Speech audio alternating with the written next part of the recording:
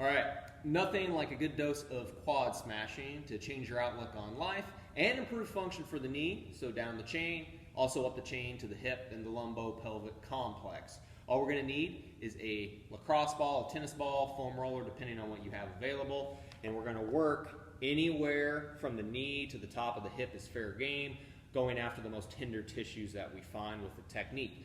This is what it looks like. I'm going to get prone.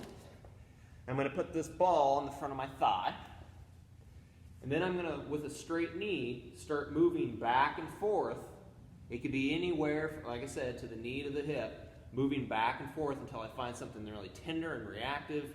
When I find that spot, I then want to bend and straighten my knee and work it out. So, 90 seconds, 2 minutes. If you're not on something tender, try and find something tender so it's a value add for your time.